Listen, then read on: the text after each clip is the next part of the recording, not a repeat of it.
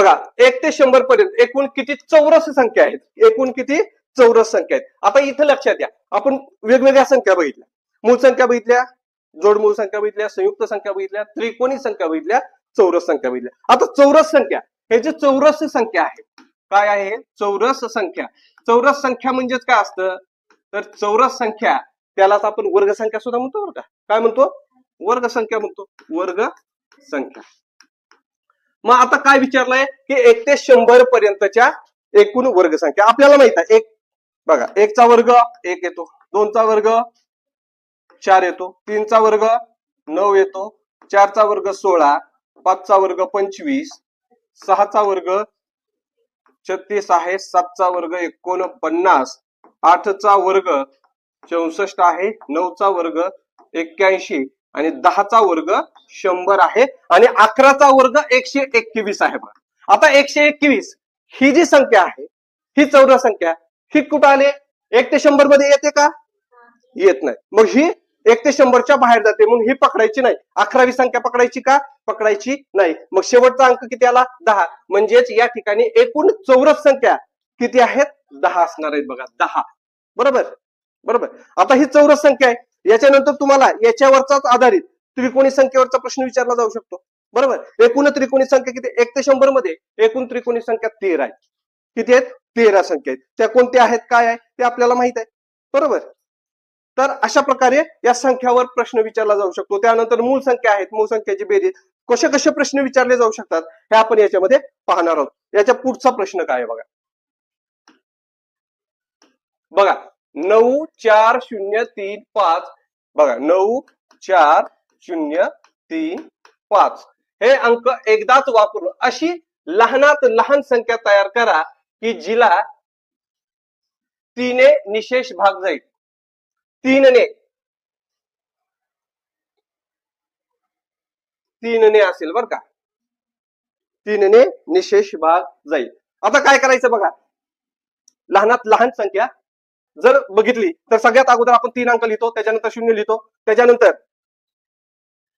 काय लिहिणार आहोत आपण, 4 लिहिणार आहेत, त्याच्यानंतर 5 आणि त्याच्यानंतर 9. ही लहानात लहान संख्या तयार झालेली आहे, बरोबर. मग 3 ची कसोटी काय आहे, तर या सर्व अंकांना 3 ने काय झालं पाहिजे, सर्व अंकाच्या बेरजेला 3 ने भाग गेला पाहिजे, तेव्हा त्या संख्येला 3 ने भाग जातो, बरोबर. आता संख्या आपण सर्व तयार केल्या, परंतु आपल्याला कसली संख्या पाहिजे, लहानात लहान. मग लहानात लहान 4 7, 7 आणि 5 12, 12 आणि 9 21, 21 ला 3 ने भाग जातो, म्हणजे ती संख्या कोणती आहे, 30,459 आणि 30,459 पर्याय क्रमांक 2 आहे, बरोबर. याच्यासाठी काय माहित पाहिजे आपल्याला, सर्व कसोट्या माहित पाहिजे, बरोबर. 2 ची कसोटी काय आहे, ज्या संख्येच्या एकक स्थानी 2 4 6 8 0 हे अंक आहेत, त्या संख्येला 2 ने भाग जातो. त्याच्यानंतर 5 ची कसोटी आहे 0 आणि 5, लक्षात ठेवायचं. 10 ची कसोटी 0, 6 ची कसोटी 2 आणि 3 ने भाग जातो, 6 ने भाग जातो, लक्षात ठेवायचं. कसोट्या माहित असणं आवश्यक आहे. त्यानंतर आपल्याला हे गणित सोडवता येतात, बरोबर. आता पुढचं गणित काय आहे, 8999 ही 4 अंकी संख्या पर्यायातील कोणत्या संख्येचा फरक असेल, कोणत्या संख्येतील कोणत्या संख्येचा फरक असेल, या ठिकाणी पर्याय दिलेले आहेत. मग आता इथे 4 अंकी मोठी समसंख्या म्हणते. मग आपल्याला माहित आहे की 4 अंकी सर्वात मोठी संख्या कोणती आहे, तर 9999 आहे, बरोबर. पण आपल्याला काय विचारलेलं आहे, या ठिकाणी समसंख्या विचारली आहे. मग समसंख्या म्हणल्यानंतर काय करायचं, 9998 घ्यायचं आहे आणि त्याच्यानंतर 3 अंकी लहान संख्या कोणती आहे, तर ती आहे बघा 100, बरोबर. 100 आहे. मग याच्यातील फरक काढायचा आहे. मग 8 मधून 0 गेले 8च राहिले, 9 मधून 0 गेले 9च राहिले, 9 मधून 1 गेला, खाली उरले 8 आणि या ठिकाणी 9. आता या ठिकाणी जर बघितलं तर 9898 ही संख्या आहे का, नाही, म्हणजे पहिला पर्याय चुकीचा आहे. त्याच्यानंतर दुसरा पर्याय काय आहे तो आपण या ठिकाणी बघू. आता 4 अंकी मोठी संख्या, मग 4 अंकी मोठी संख्या आहे 9999 आहे आणि 4 अंकी लहान संख्या कोणती आहे, ती आहे 1000. याचा फरक आपल्याला बघायचा आहे. मग या ठिकाणी 9 मधून 0 गेले, 9 मधून 0 गेले, 9 मधून 0 गेले आणि या ठिकाणी 8 राहिले. मग 8999 हा पर्याय आणि हा पर्याय बरोबर आहे. मग हा पर्याय क्रमांक 2 हा पर्याय कसा आहे, बरोबर असणार आहे. समजलं का. ज्यावेळेला अशा प्रकारचं उदाहरण असेल त्यावेळेला हे सोडवायचं, असं सोडवायचं आणि सोडवून तो पर्याय निवडायचा. आता याच्यामध्ये एक गोष्ट अजून आपल्याला लक्षात ठेवायची, ज्या वेळेला असे पर्याय दिलेले असतील त्यावेळेला आपल्याला एक गोष्ट महत्वाची लक्षात ठेवायची की खालचा चौथा पर्याय जर सर्व बरोबर असतील, काय असेल, सर्व बरोबर आहे असं असेल तर सर्वचे सर्व पर्याय सोडून बघायचे. कारण काय होतं, आपल्याला एक पहिला पर्याय बरोबर दिसला की आपण लगेच पहिल्याचं गोर रंगवतो आणि खालचं सोडवत नाही. तिथं एक आपली चूक होते. त्याच्यामुळे काय करायचं, चारीची चारी पर्याय सोडवायचे आणि सर्व जर बरोबर असले तर मग खालचा सर्व पर्याय बरोबर हा पर्याय काय करायचा आपल्याला सोडवायचा आहे. ठीक आहे, समजलं का?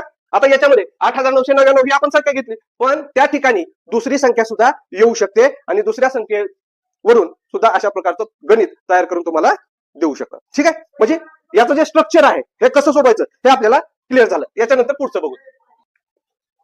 चला, D C C C L X X I V M C X या संख्या चढत्या क्रमाने लावल्यास मध्यभागी येणारी संख्या व शेवटून दुसरी संख्या यांची बेरीज किती. बघा काय करायचं आहे, सर्व संख्या कशा लावायच्या, चढत्या क्रमाने. त्याच्या अगोदर डी म्हणजे काय येतं, एल सी डी, डी म्हणजे 500 आलं. पुन्हा सी सी सी 300 आलेला आहे. L 50, x X I V 10 20 आणि ही 4 24. त्यानंतर एम 1000, सी म्हणजे 100 आणि एक्स एक्स म्हणजे 10. ठीक आहे, आता या संख्या आपण लिहून घेतल्या. आता याचा काय करायचा, चढता क्रम लावायचा. चढता क्रम म्हणजे एकदम लहान संख्या अगोदर, मग याच्यातली लहान संख्या 10 दिसते म्हणजे एक्स आलं. बघा एक्स आलं. त्याच्यानंतर त्याच्यापेक्षा मोठी संख्या कोणती आहे, 24 आहे. 24 म्हणजे डबल एक्स आय व्ही.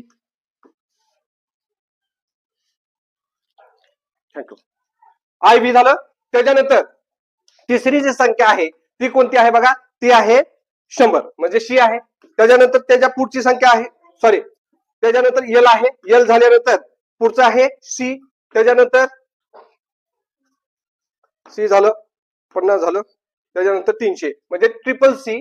त्याच्यानंतर डी आणि त्याच्यानंतर एम. ठीक आहे, अशा प्रकारे आपण काय करून घेतला, याचा चढता क्रम लावून घेतला. आता काय म्हणते बघा, तर मध्यभागी येणारी संख्या. आता बघा 1 2 3 4 5 6 7 7 आहेत. म्हणजे इकडे 3 सोडा, इकडे 3 सोडा, मध्यभागी काय आली बघा, तर या ठिकाणी सी आलेले आहे. सी म्हणजे 100 आलं. ठीक आहे, 100 आली. व शेवटून दुसरी येणारी संख्या यांची बेरीज. शेवटून दुसरी म्हणते, शेवटून दुसरी म्हणजे ही आली बघा. मग काय आहे, डी. डी म्हणजेच काय आलेला आहे बघा, या ठिकाणी डी म्हणजे 500 आलेला आहे. मग 100 आणि 500 मिळून होतात 600 आणि 600 हे आपण कसं लिहित असतो, तर 500 आणि हे 500 आणि या ठिकाणचा 100 म्हणजे डीसी. डीसी डीसी हा पर्याय कुठे आहे, पर्याय क्रमांक 3. ठीक आहे, अशा प्रकारे रोमन संख्या चिन्ह पदावली येतील, पदावली येतील, अशा प्रकारची उदाहरणं येतील. घाबरायचं नाही, आपल्याला सर्व येते. मस्त सोडवायचं. संख्या लिहायच्या, त्याच्या संख्या लिहून घेतल्या त्याच्यानुसार ते सोडवायचं. ठीक आहे, आता याच्या पुढचं गणित.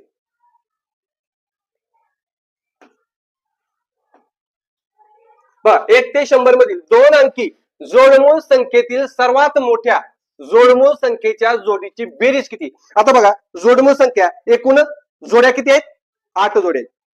बरोबर आहे, किती आहेत, 8 जोड्या आहेत. त्याच्यातील सर्वात मोठी जोडी कोणती आहे, 71 73 ही सर्वात मोठी जोडमूळ संख्येची जोडी आहे. आणि याची काय करायची, बेरीज करायची. मग 71 अधिक 73 जर केलं तर हे किती होतं, 7 7 14 म्हणजे 144 होतं. किती होतं, 144. आणि हा पर्याय कुठे, पर्याय क्रमांक 2 मध्ये. बघितलं, त्याच्यासाठी आपल्याला काय माहित पाहिजे, जोडमूळ संख्येच्या जोड्या किती आहेत, जोड्या 8 आहे. मग ते आपल्याला माहिती असणं आवश्यक आहे. त्यावेळेला अशा प्रकारची उदाहरणं लगेच विदिन सेकंदामध्ये, विदिन मिनिटामध्ये तुम्हाला काय होतील, सोडवता येतील. बरोबर, काही ते अवघड आहे का, अजिबात नाही. पुढं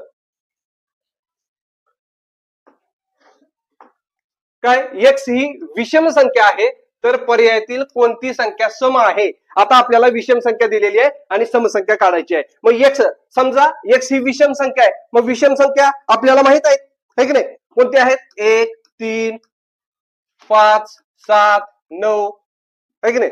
हे अंक ज्या वेळेला एकक स्थानी असतात त्यावेळेला त्या सर्व काय असतात, विषम संख्या असतात. मग आपण एक विषम संख्या घेऊ, समजा 9 घेतली. 9 घेतली, एक्स म्हणजे आपण 9 मानलं. मग 9, मग आता 9 मधून 2 गेले. बरोबर, किती राहिले, पहिल्या पर्यायामध्ये आपण ठेवून बघूयात. 9 मधून 2 गेले, खाली राहिले 7. मग 7 ही सम आहे का, नाही, विषम आहे, म्हणून पहिली जोडी चुकीची आहे. दुसरा पर्याय घेऊयात, एक्स अधिक 2 म्हणजे एक्सच्या ठिकाणी आपण 9 ठेवलं, अधिक 2 केलं, 9 आणि 2 होतात 11. मग 11 ही सुद्धा समसंख्या नाही, म्हणजे दुसरा पर्याय चुकीचा आहे. त्यानंतर तिसरा जो पर्याय आहे, तर या ठिकाणी एक्सच्या ठिकाणी 9 ठेवलं, वजा 4 केलं, 9 मधून 4 गेले, खाली उरले 5. 5 ही सुद्धा समसंख्या नाही, म्हणून ही चुकीची जोडी आहे. मग चौथा पर्याय जर बघितला तर x गुणिले 2 म्हणजेच 9 गुणिले 2 केलं तर 9 दोन्ही 18, या ठिकाणी 8 आलेला आहे, म्हणजे ही संख्या कशी आहे, सम आहे, म्हणून याचं उत्तर हे पर्याय क्रमांक 4 असणार आहे. ठीक आहे, समजलं. आता या ठिकाणी विषम संख्या दिली, तुम्हाला समसंख्या विचारली जाऊ शकते, समसंख्या विचारली जाऊ शकते. पुढील समसंख्या कोणती आहे, पाठीमागील समसंख्या कोणती आहे, किंवा पुढची विषम संख्या कोणती आहे, पाठीमागची विषम संख्या कोणती आहे, हे सर्व माहिती तुम्हाला विचारली जाऊ शकते. बरोबर. तर बघा, पर्यायातील चुकीची जोडी कोणती तो पर्याय निवडा. आता काय म्हटलं इथं, चुकीची जोडी कोणती तो पर्याय निवडायचा आहे. मग या ठिकाणी बघा 10 दशहजार बरोबर 1 लक्ष. मग आता या ठिकाणी बघा 10 लिहिलं आणि 10,000ला किती शून्य असतात, 4 शून्य असतात. मग या ठिकाणी 1 2 3 4 10 10,000. मग आता हे एकक दशक शतक हजार 10,000 लक्ष म्हणजे 1 लक्ष झालेलं आहे की 1 लक्ष, म्हणजे ही जोडी कशी आहे, बरोबर आहे. बघा ही जोडी बरोबर आहे. पुन्हा 10 लक्ष, मग या ठिकाणी 10 आणि लक्ष तर पुढचे 5 शून्य.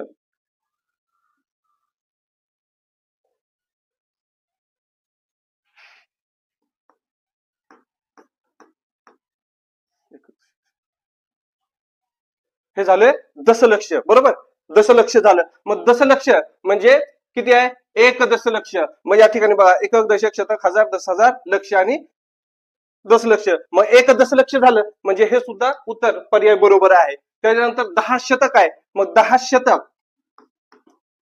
शतक म्हणजे किती होणार आहे, तर या ठिकाणी बघा 10 शतकाचे किती आहे, तर या ठिकाणी 2 शून्य येतील. 10 शतक म्हणलं की हे 2 शून्य. 10 गुणिले 100 म्हणजेच 1000. मग 1000 तर या ठिकाणी किती दिलेलं आहे, 10,000 दिलेलं आहे. बघा 10,000. मग 10,000 आणि 1000 हे बरोबर आहे का, नाही. म्हणून पर्याय क्रमांक 3 हे कसं आहे, चुकीचं आहे. म्हणजे याच्यातील जो चुकीची जोडी आहे तो पर्याय क्रमांक 3 हा असणार आहे. आता बघा हा जो प्रश्न दिलेला आहे, हा प्रश्न अशाच प्रकारे येईल, किंवा हा प्रश्न कशा प्रकारे येतो, तर हा प्रश्न तुम्हाला डायरेक्ट संख्या लिहिलेल्या असतील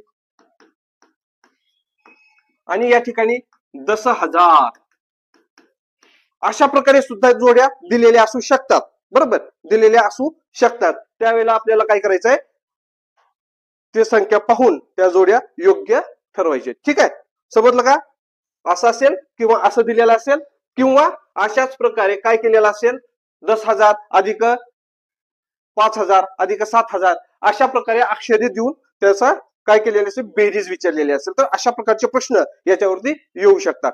ठीक आहे. त्याच्यानंतर बघा आता या ठिकाणी काय आहे, तर या ठिकाणी बघा अगदी सोपं आहे. काय, 25 लक्ष ही संख्या अंकात कशी लिहाल, 25 लक्ष. आता बघा लक्ष जे आहे, लक्ष हे कसं लिहितो आपण, तर बघा एकक दशक शतक हजार 10,000 लक्ष हे अशा प्रकारे लिहितो. बरोबर.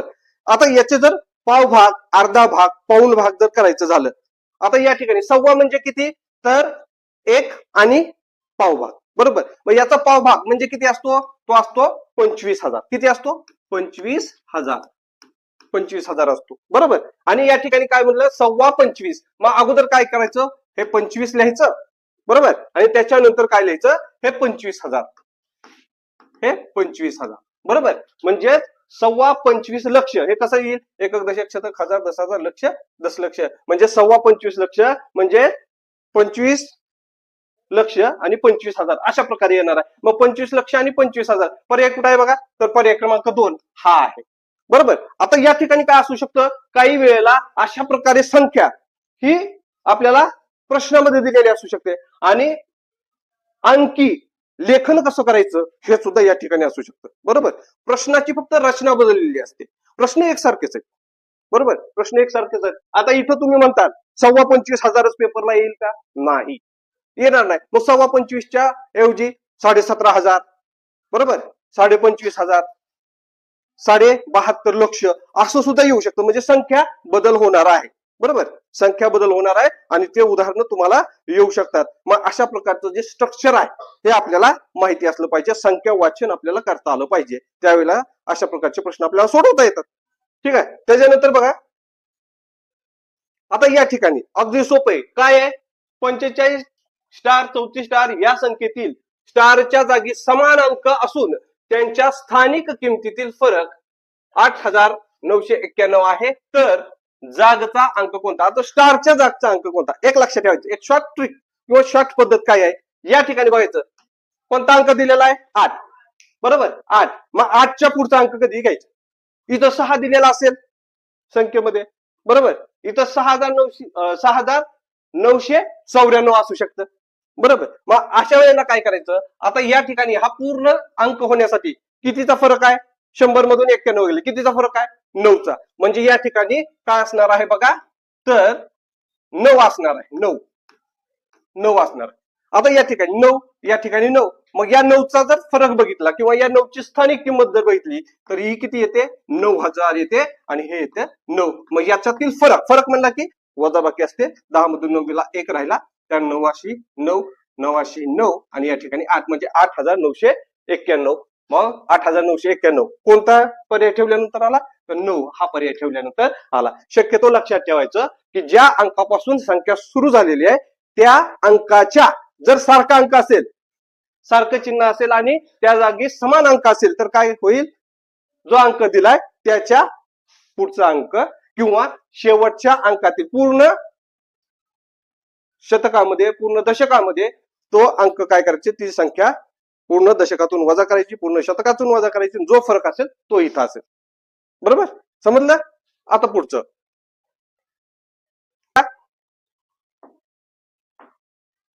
15 नंतर क्रमाने येणारी चौथी त्रिकोणी संख्या कोणती? 15 नंतर क्रमाने येणारी चौथी त्रिकोणी संख्या कोणती? आता काय करायचं? 15 ही काय आहे?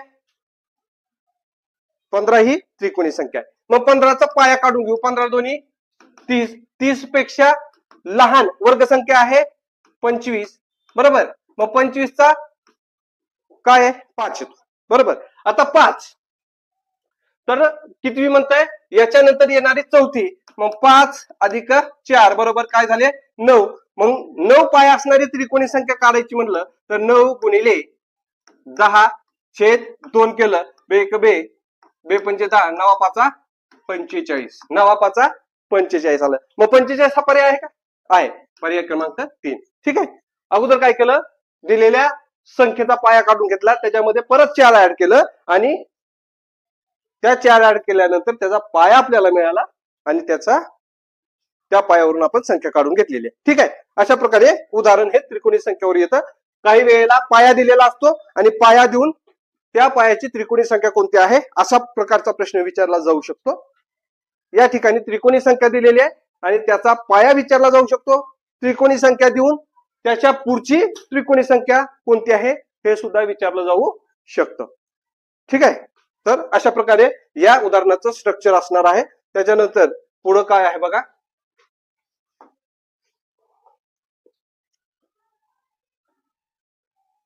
95,42,324 या संख्येतील लक्ष्यस्थानी असलेल्या अंकाची स्थानिक किंमत व सहस्त्रस्थानी असलेल्या अंकाची स्थानिक किंमत यातील फरक किती आहे? आता या ठिकाणी बघा, ही जी संख्या आहे एकक, दशक, शतक, हजार, 10,000, लक्ष. लक्षच्या ठिकाणी काय आहे? लक्ष्यस्थानी काय आहे? 5 आहे. मग हे 5 आहे. मग याची जर स्थानिक किंमत झाली तर काय असतं? 5 गुणिले 1 लाख म्हणजेच 5 लाख असणार आहे. काय असणार आहे? 5 लाख असणार आहे. त्याच्यानंतर काय विचारलेलं आहे? तर सहस्त्रस्थानी, सहस्त्र, एकक, दशक, शतक, हजार. सहस्त्र म्हणजे काय रे? हजार. सहस्त्र म्हणजे हजार. मग हजाराच्या ठिकाणी किती आहे? 2 आहे. मग 2ची जर स्थानिक किंमत बघितली तर ती होते 2000. काय होते? ती होते 2000. आणि या दोन्ही स्थानिक किमतीतील काय म्हणते? फरक म्हणते. फरक म्हणते. काय म्हणते? फरक. फरक म्हणजे काय असतं? ज्या ज्या वेळेला फरक विचारला असेल त्यावेळेला सरळ सरळ काय करायची? वजाबाकी करायची. 5 लाखातून हे 2000 काय करायचे? वजा करायचे आहेत. मग हे वजा केलं. ठीक आहे. 0 0 0 0 0 0. आता या ठिकाणी 10 मधून 2 गेले, 8 राहिले, खाली उरले 9, या ठिकाणी 4. म्हणजे किती आलं? 4,98,000. आणि 4,98,000 हा पर्याय कुठे आहे? बघा, पर्याय क्रमांक 4 आहे. आपल्याला काय करायचं? गणित पूर्ण वाचून त्याच्यामध्ये नेमकं काय विचारलेलं आहे हे पहिल्यांदा काय करायचं? आपलं माइंड सेट करायचं. बरोबर. सेट करायचा, समजून घ्यायचं आणि त्याच्यानंतर त्याच्यावरती क्रिया करायची आहे. ठीक आहे, आता हे गणित झालं. त्याच्यानंतर पुढचं गणित काय असणार आहे बघा. 50 ते 80 दरम्यान असणाऱ्या सर्व मूळ संख्याची बेरीज किती आहे. आता 50 ते 80 याच्यासाठी आपल्याला काय माहिती असणं आवश्यक आहे, तर मूळ संख्या एकूण मूळ संख्या किती आहेत, एकूण मूळ संख्या 25 आहे. बरोबर, 25 आहेत. त्याच्यामध्ये दोन ही काय आहे, ही एकमेव समसंख्या आहे, जी कशी आहे, जी मूळ संख्या आहे. बरोबर, दोन्ही एकमेव, बाकी सर्व विषम मूळ संख्या आहेत. ठीक आहे, आता 50 ते 80 दरम्यान, 50 ते 80 दरम्यान एकूण मूळ संख्या किती आहेत ते आपण बघूयात. पण आहे, त्यानंतर 59 आहे, 61, 67, 71, 73 आणि 79. एवढ्या सर्व काय आहेत, 50 ते 80 मध्ये मूळ संख्या आहेत. आणि या सर्वांची काय करायची, आपल्याला बेरीज करायची. काय करायची आहे, बेरीज विचारलेली आहे. मग या ठिकाणी 9 आणि 3 12, 12 आणि 13, 13 आणि 7 मिळून होतात 20, 20 आणि 21, 21 आणि 9 30, 30 आणि 3 33 ला 3 आले, हातचे आलेले आहेत 3, पुन्हा 3 आणि 7 10, 10 आणि 7 17, 17 आणि 7 24, 24 आणि 6 30, 30 आणि 6 36, 36 आणि 5 41, 41 आणि 5 46. मग 46 म्हणजेच या ठिकाणी 463 किती होणार आहे, 463 म्हणजे 50 ते 80 याच्यामधील ज्या काही संख्या आहेत, कोणत्या, मूळ संख्या, त्यांची सर्वांची बेरीज काय झालेली आहे, 463. आणि 463 हा पर्याय इथं आहे. ओके, चला पुढं. वसंतरावाने आपल्या बागेत आंब्याची 1250, पेरूची 425. बघा, हे पेरूची आहेत, ही आहेत आंब्याची. ठीक आहे, संत्र्याची 75, संत्र्याची आहेत 75 व उरलेली सर्व नारळाची रोपे लावली. त्यांनी एकूण 2000 रोपे बागेत लावली, तर नारळाची किती रोपे लावलेली आहेत. आता काय करायचं, सोपं आहे बघा. एकूण झाडं किती आहेत, एकूण झाडे ती आहेत 2000. ठीक आहे, ते आहेत 2000. आता आपल्याला कशा कशाची झाडं माहित आहेत ते एकदा बघूयात. या ठिकाणी आंबा आहे, तो किती आहे, 1250. पेरू तो आहे 425. आणि संत्री आहे, संत्री तो किती आहे, तो आहे 75. आता ही सर्व झाडं या 2000 मधून जर वजा केली तर आपल्याला नारळाची झाडं भेटणार आहे. बरोबर, मग याची बेरीज करून घ्या. 5 आणि 5 10 ला 0, हातचा आला 1, 6 7 8, 8 आणि 7 1505, हातचा आला 1, 4 आणि 2 6 आणि 1 7. आणि या ठिकाणी 1 म्हणजे 1750 हे काय झालेले आहे,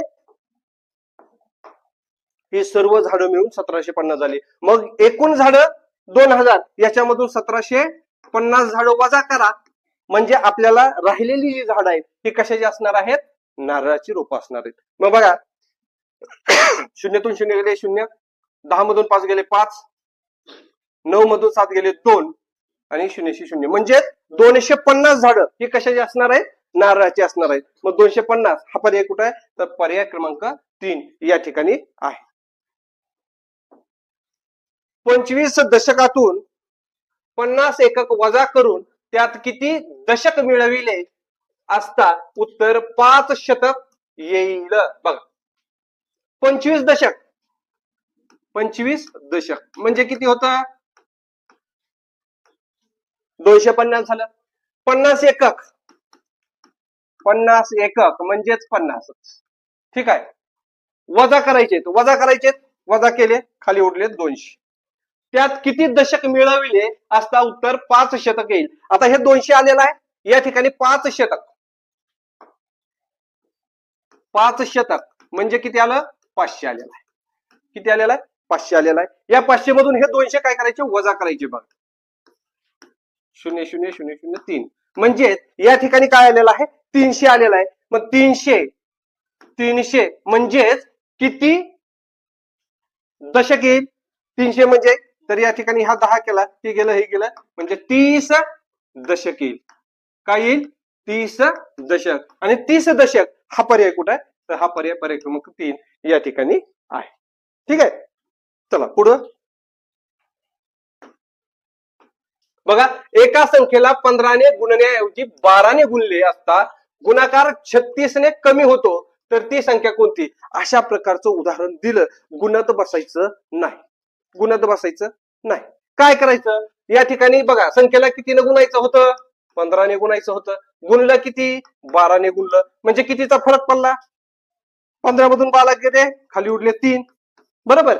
आणि 3चा फरक आणि 36 ने कमी आले का नाही? मग काय करायचं? डायरेक्ट बघा, हे जे 36 आहे का नाही, हे 36, या 36 ला 3 न भागायचं. 36 ला 3 न भागायचं, म्हणजे 3 एक 3, 3 एक 3, 3 दोन्ही 6, म्हणजे किती आलं? 12 उत्तर आलं. म्हणजे ती संख्या कोणती? तर 12. 12 हा पर्याय कुठे आहे? पर्याय क्रमांक 2 या ठिकाणी आहे. बरोबर.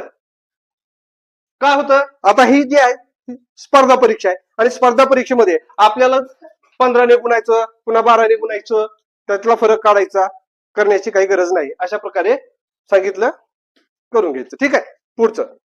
चौरसाकृती शेतामध्ये प्रत्येक रांगेत 248 रोपे लावलेली आहेत. रोपे लावली, याप्रमाणे 28 रांगेत लावलेल्या रोपांची एकूण संख्या किती? आता बघा, चौरसाकृती हे शेत आहे, हे चौरसाकृती शेत आहे, आणि या शेतामध्ये काय केलेलं आहे? अशा रांगाने काय केलेलं आहे? तर रोप लावलेली. एका रांगेमध्ये किती आहेत रे? तर एका रांगेमध्ये बघा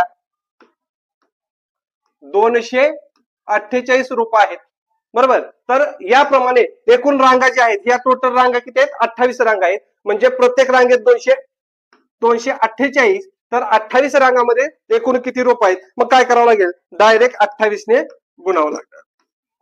बरोबर, 28 ने गुणावं लागेल. मग 28, बरं, 28 8 224. बरोबर. 224 ला 4 हातचे आले 22, 28 चोक 112, 112 हे 112 आणि 22 किती झाले? 134. 34 ला हे 4 घेतले, हातचे आले 13, 28 1 28, 28 दोन्ही 56. 56 यामध्ये काय केलं? 56 आणि 13, 56 आणि 13 मिळून किती झाले? 69. म्हणजेच एकूण झाडं जे आहेत हे किती झालेले आहेत? 6944. आणि 6944 हा पर्याय कुठे दिसतोय आपल्याला? पर्याय क्रमांक 4 मध्ये दिसत आहे. 500 फुलांपैकी श्वेताने प्रत्येकी 20 फुलांचे 14 हार केले व उरलेल्या फुलांचे 10 हार तयार करण्यासाठी प्रत्येक हारामध्ये किती फुले घातली? बघा, सोपं आहे. काय? एकूण श्वेताकडे किती फुलं आहेत? 500 फुलं आहेत. किती आहेत? 500 फुलं आहेत. त्यामध्ये तिनं काय केलेलं आहे? प्रत्येकी 20 फुलांचे 14 हार तयार केलेले. मग 20 फुलांचे 14 हार, मग 14 दोन्ही 28, म्हणजे 280 फुलं तिनं काय केलेली आहेत? वापरली. बघा, वापरली. बरोबर. ही फुलं तिनं वापरली. मग काय केलं? उरलेली फुलं, मग यात 280 काय करावं लागतील? याच्यातून वजा करावी लागतील. मग 2 मधून 0 मधून 0 गेले, 0 राहिले. 10 मधून 8 गेले, खाली उरले 2, आणि 4 मधून 2 गेले, खाली उरले 2. म्हणजे किती राहिले? 220 फुलं तिच्याकडे शिल्लक राहिली. मग तिनं काय केले? तर 10 फुलांचा किंवा 10 हार तयार करण्यासाठी प्रत्येक हारामध्ये किती फुलं घातली? मग काय केलं? 10 हार. मग आपल्याला एका हारातील फुलं काढायचे आहेत. मग काय करायचं? तर या ठिकाणी 220 ला भागिले 10 करायचं. भागिले 10 करायचं. हे 0 गेले, हे 0 गेले, किती राहिले? 22. म्हणजेच 22 फुलांचा एक हार तयार करावा लागेल तिला. बरोबर. 22 फुलांचा एक हार. मग 22 हा पर्याय कुठे आहे? पर्याय क्रमांक 2 मध्ये आहे. ओके, चला पुढे बघा. एका भागाकाराच्या उदाहरणामध्ये भाज्य बरोबर 7275 आहे, बाकी 3 आहे, भाजक 9 आहे, तर भागाकार किती असेल? भागाकार किती असेल? आता काय करायचं? सरळ सरळ सरळ सरळ काय करायचं, हे भाजक काय आहे, भाजकानं भाज्याला गुण भागा, भागून टाका. ठीक आहे. मग या ठिकाणी 7275 भागिले 9 करून घ्या. 9 8 72, हे 72 गेले, खाली उरले 7, पुन्हा 7 ला भाग जात नाही, 0 दिलं, या ठिकाणी 5 लिहिलं. 9 8 72, पुन्हा इथं उरले 3, या ठिकाणी 3 बाकी सांगितलेले हे आलेले आहे. मग उत्तर किती आलं, 808. भागाकार किती आला, 808. 808 कुठे आहे, पर्याय क्रमांक 2 मध्ये. ठीक आहे. आता इथं हा जो आहे हा काय आहे, हा भाज्य आहे. 9 भाजक आहे, भाजक.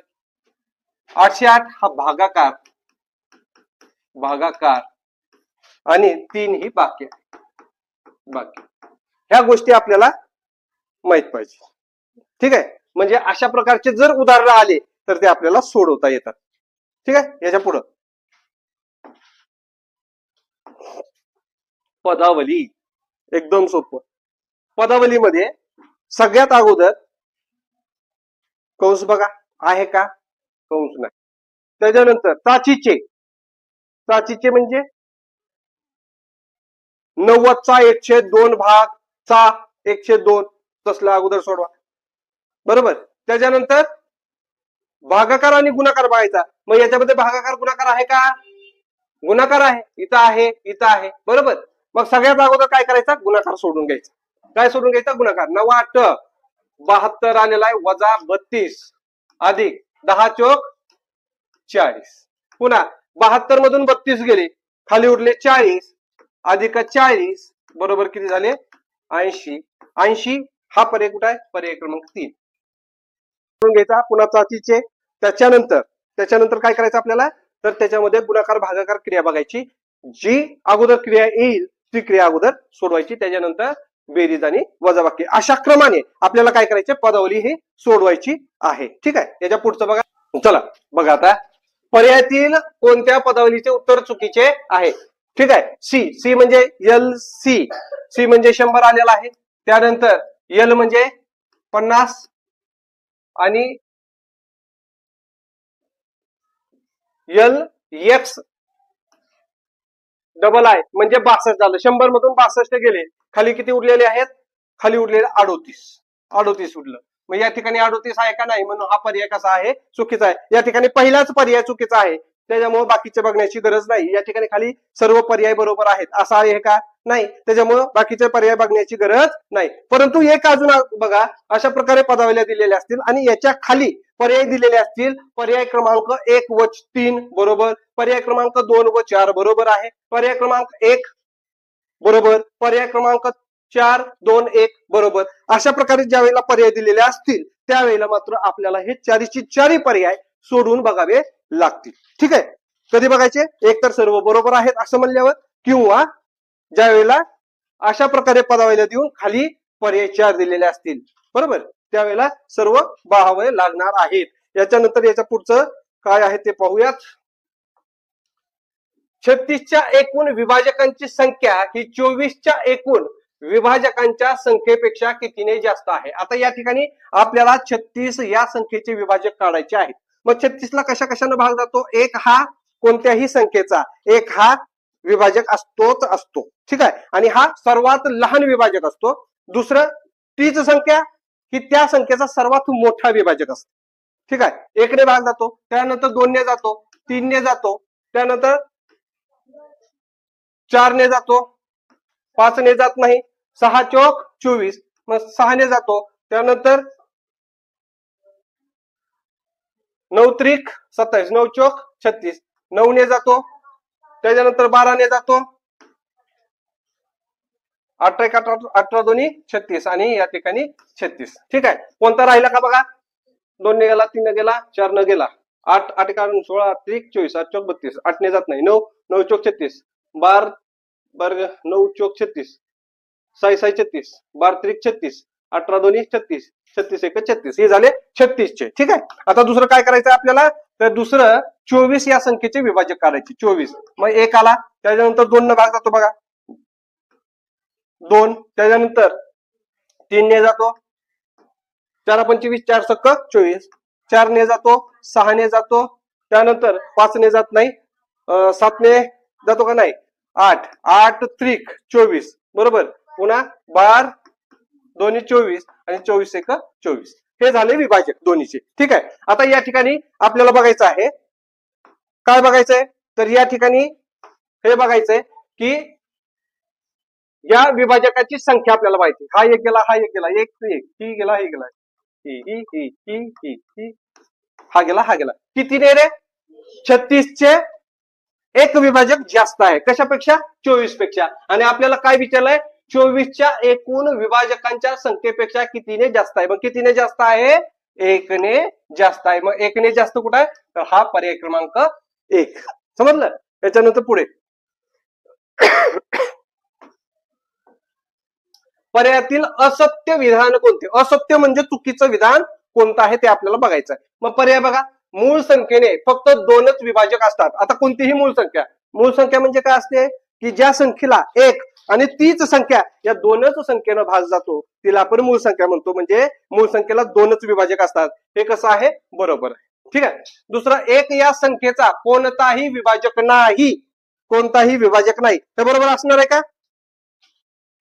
चुकीचं आहे. हे काय आहे, हे चुकीचं आहे. कसं चुकीचं आहे तर बघा, 1 या संख्येचा 1 हा विभाजक आहे, 1 हा विभाजक आहे, म्हणून हे विधान कसं आहे, चुकीचं आहे. आता दुसरं तिसरं बघा, संख्येच्या एकक स्थानी 0 किंवा 5 अंक असेल तर त्या संख्येला 5 ने निश्चय भाग जातो. 5 ची कसोटी आहे बरोबर, ही 5 ची कसोटी आहे बरोबर. त्याच्यानंतर बघा, कोणत्याही संख्येचा सर्वात मोठा विभाजक दिलेली संख्याच असते, हे सुद्धा बरोबर आहे. म्हणजे या ठिकाणी पर्याय क्रमांक 2 हे या प्रश्नाचं काय असणार आहे, उत्तर असणार आहे. त्याच्यानंतर पुढे बघा, एकदम सोपं उदाहरण आहे. 3 4 5 या अंकाचा एकदाच वापर करून तयार होणाऱ्या सर्व 3 अंकी संख्येतील एकूण किती संख्यांना 3 ने निशेष भाग जातो, निशेष भाग जातो. यासाठी आपल्याला महत्वाचं काय माहित पाहिजे, 3 ची कसोटी माहित पाहिजे. काय पाहिजे, 3 ची कसोटी. मग 3 ची कसोटी काय आहे रे, ज्या वेळेला दिलेल्या संख्येतील प्रत्येक अंक, जसं आता या ठिकाणी 3 आहे, 4 आहे आणि 5 आहे बरोबर, 3 4 5, मग 5 आणि 4 9, 9 आणि 3 12, म्हणजे 12 या संख्येला 3 ने जर भाग जात असेल तर या अंकापासून तयार होणाऱ्या सर्व संख्येला काय होणार आहे, 3 ने भाग जाणार आहे. मग या अंकापासून किती संख्या तयार होतात हे आपल्याला पहिल्यांदा माहिती असणं गरजेचं आहे. मग आपल्याला माहित आहे, समजा 2 अंक दिलेले असतील तर काय करायचं, 2 गुणिले 1 करायचं, म्हणजे 2 अंकापासून 2 संख्या तयार होतात. या ठिकाणी किती अंक आहेत, 1 2 आणि 3 अंक आहेत. मग 3 पासून उलट क्रमानं काय करायचं, गुणाकार करायचा जायचा, म्हणजे 3 3 नंतर 2 2 नंतर 1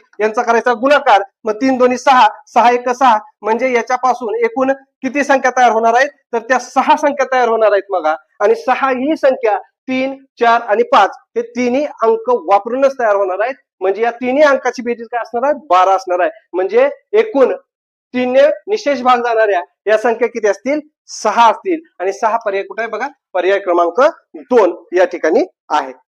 ठीक आहे. आता अशाच प्रकारे तुम्हाला विचारलं समजा की 4 अंकी एकूण किती संख्या तयार होतात, मग काय करायचं, 4 गुणिले 3 गुणिले 2 गुणिले 1 आणि यांचा करायचा गुणाकार. 4 त्रिक 12, 12 दोन्ही 24, 24 1 24, म्हणजे 4 अंकापासून किती संख्या तयार होतात, 24 संख्या तयार होतात. बघा, सर्वात लहान 7 अंकी संख्येच्या मागील क्रमिक संख्याच्या सर्व अंकाच्या दर्शनी किमतीची बेरीज किती. बघा, 7 अंकी, सगळ्यात अगोदर 7 अंकी संख्या आपण लिहून घेऊ. 7 अंकी कसली संख्या म्हणतं, लहान म्हणतं, लहान कसली, 7 अंकी लहान. मग बघा, 1 7 किती झालं तर या ठिकाणी 10 लाख ही 7 अंकी संख्या आहे. 10 लाख ही काय आहे, 7 अंकी संख्या आहे. आणि काय विचारलेलं आहे, संख्येच्या मागील क्रमिक संख्या. मग याच्या मागील कोणती येईल, ती कोणती येणार आहे, 9,99,999. ठीक आहे, 999. आणि याची काय विचारलेली आहे, दर्शनी किंमत विचारली. दर्शनी किंमत, दर्शनी किंमत म्हणजे काय रे, दर्शनी किंमत म्हणजे जे डोळ्याला दिसतो तेच बरोबर. जो अंक डोळ्याला दिसतो, जसा दिसतो तेवढंच, दुसरं काही त्याच्यामध्ये ऍड करायची गरज नाही. पण स्थानिक किंमत म्हणल्यानंतर काय करावं लागतं, त्या त्या स्थानानुसार त्याची किंमत बदल होते, है की नाही? जसं 5-10,000 असेल किंवा एकक दशक शतक याच्यानुसार त्याची स्थानिक किंमत ही काय होत असते, ठरवली जात असते. तर आता दर्शनी किंमत, मग या ठिकाणी 9 आहे म्हणजे 9च आहे, 9 आहे, 9 9 9 9 म्हणजे या प्रत्येक अंकाची किंमत 9 आहे. मग हे 9 किती वेळेस आहे बघा, 9 गुणिले या ठिकाणी 6 आहे, मग 9 सक्क 54 आलं. म्हणजे याची जी बेरीज आहे ही बेरीज किती आलेली आहे, 54 आलेली आहे. 54 हा पर्याय कुठे आहे, पर्याय क्रमांक 2 या ठिकाणी आहे. ठीक आहे, दिलेला आहे गणित. तर बघा x बरोबर 5, y बरोबर 2 व z बरोबर 3 असल्यास x गुणिले z अधिक y वजा x अधिक 25 भागिले x बरोबर किती? आता या ठिकाणी काय आहे, x गुणिले z आहे, कंस आहे, त्यानंतर अधिक आहे y वजा x अधिक 25 आणि भागिले x आहे. मग आता काय करायचं आहे, आपल्याला ह्या दिलेल्या ज्या किमती आहेत त्या याच्यामध्ये ठेवून घ्यायच्या आहेत. मग x ची किंमत 5 आहे, त्याच्यानंतर z ची किंमत किती आहे बघा, 3 आहे, अधिक y किती आहे 2 वजा x म्हणजे वजा 5 आलेला आहे, त्याच्यानंतर अधिक 25 आणि x ची किंमत भागिले 5 आलेली आहे. ठीक आहे, मग आता ही आपल्याला पदावली मिळालेली आहे आणि याची काय करायची, याची बेरीज करायची. मग बघा 5 त्रिक 15 अधिक 2 वजा 5 त्यानंतर अधिक या ठिकाणी भागाकार आपण सोडून घेऊ. मग या ठिकाणी 5 1 5 5 5 25 म्हणजे या ठिकाणी 5 आलं. त्याच्यानंतर आता या ठिकाणी बेरीज करून घेऊ. 12 15 आणि 2 15 आणि 2 किती 17 वजा 5 अधिक 5 मग 17 मधून 5 गेले, खाली उरले 12 12 परत 5 17 परत 17 आलं. मग 17 हे उत्तर कुठं आहे, तर पर्याय क्रमांक 1 या ठिकाणी आहे. ठीक आहे, दिलेल्या अक्षराच्या किमती ठेवून ते उदाहरण काय करायचं आहे, सोडवायचं आहे. याच्या पुढचं उदाहरण काय आहे ते बघू. बघा खाली दिलेल्या आकृतीतील रेखांकित भागाची शेकडेवारी काढा म्हणते. काय म्हणते, शेकडेवारी काढा. मग कशी काढायची, तर याच्यामध्ये एकूण भाग किती आहेत ते आपण पाहूयात. 1 2 3 4 5 6 7 8 9 10 11 12 13 14 15 16 भाग आहेत. एकूण किती आहेत भाग, 16 भाग आहेत, बरोबर. आणि याचा रेखांकित भाग जर बघितला तर हा 1 झाला, हा 2 मिळून 1 म्हणजे 2 झाले, 3 आणि 4 झालं, किती झाले 4 झालं. मग आता 4/16 म्हणजे 16 भागापैकी 4 भाग कसे आहेत, रेखांकित आहेत, रंगवलेले आहेत. मग याचा जर संक्षिप्त रूप दिलं तर काय करावं लागेल, तर या दोन्हीला 4 न भाग जातो म्हणून याला 4 न भाग घातला, याला 4 न भाग घातला, म्हणजे इथं 1 आलं, इथं आलं 4. मग 1/4 म्हणजेच किती टक्के येतं, तर 25% एवढा येतं. आणि 25% हा पर्याय कुठे आहे, पर्याय क्रमांक 1 या ठिकाणी. समजलं काय, चला पुढे.